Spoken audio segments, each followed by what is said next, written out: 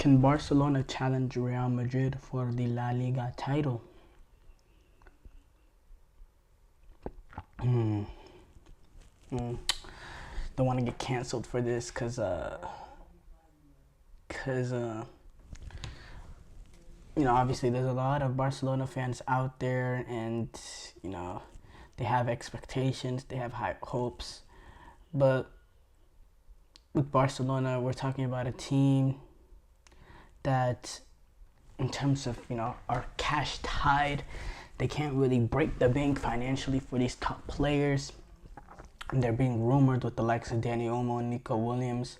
Both of them have not gone through, but they're rumored with the guys.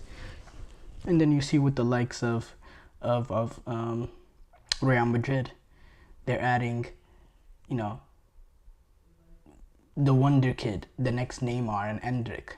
They're adding Mbappe, one of the best players in the world. Those are the sort of players that Real Madrid are buying compared to the players that Barcelona are just getting linked with. Because Barcelona have not done anything this transfer window. Now, Nico Williams, brilliant European championship in real quality, real verticality. Him and Lamine Yamal is going to be absolutely brilliant, especially with the rise that Lamine Yamal is only going to make as being a 17-year-old. Don't get me wrong, this is going to be It's going to be unbelievable for Barcelona if they can get that done, but they haven't got it done. And I'll be interested. This is a club in Barcelona they're probably going to have to sell to get it done. Now, another player that they're getting linked with is Dani Olmo, which is a very, very good player, but you have the likes of Pedri, Gundogan, Frankie de Jong. You're not going to bring in Dani Olmo to be a bit-part player. This is a dude with real quality, so where can you really fit him in there? Are you gonna move Pedri to the bench? Are you gonna play Frankie de Jong in that center defensive midfield role, which he does have the ability to play, but he doesn't really have the physicality to be a João Palhinha I was talking about for Bayern yesterday, or not yesterday, last segment, or Rodri or a Biscuit. He's not gonna play. He's not like that.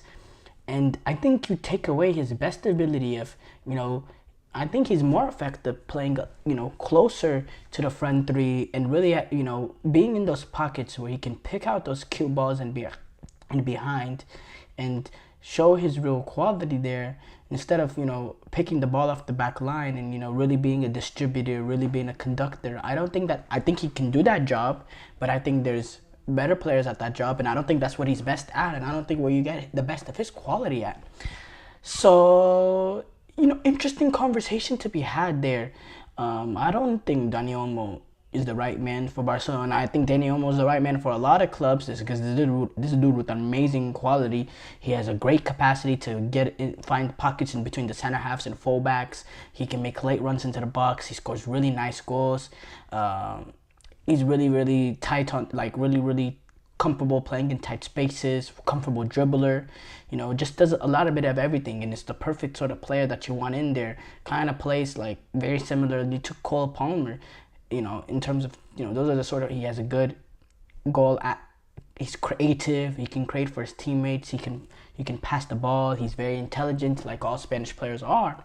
But for Barcelona, I don't see that really being a fit with the likes that you already have Gundogan, Pedri, Frankie de Jong. You already have those sort of players that can play in those more advanced midfield roles. So why, if you're not at Barcelona, why aren't you looking at the likes for a center defensive midfielder that can play the likes? Why don't you make a move the way Bayern made a move for João Palhinha?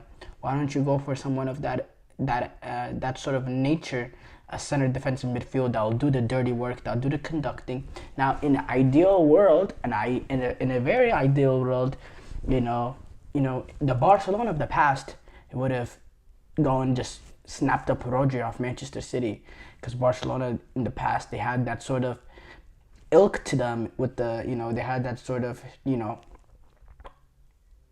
that sort of aura about them, like they're the best team, they're one of the best teams in the world. They want the player. He's Spanish. They're going to take him no matter what it is, no matter if it's Chelsea or this or Manchester City or that.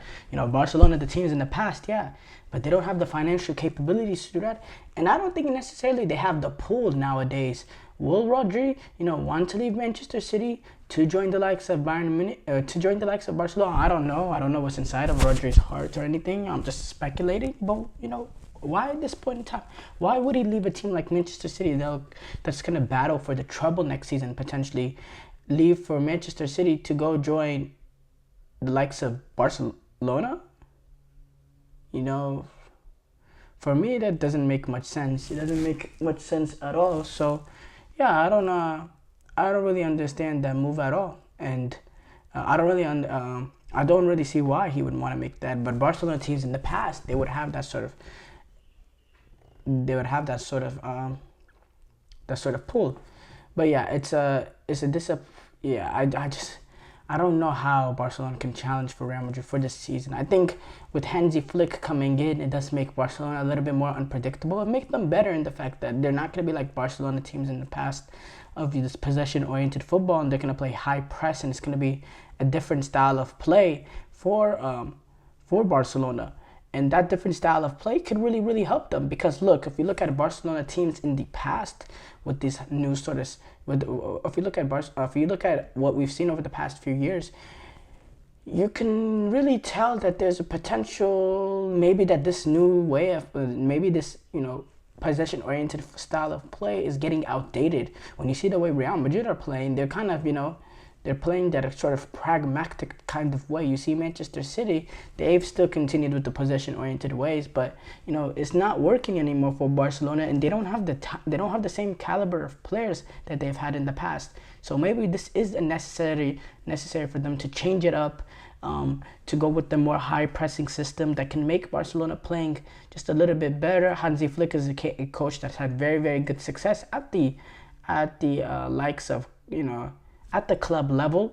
So yeah, he struggled in the international scene, but why not? Why can't he make it work for Barcelona? I'm very, very excited and very, very fascinated to see how this goes for Barcelona. I really am.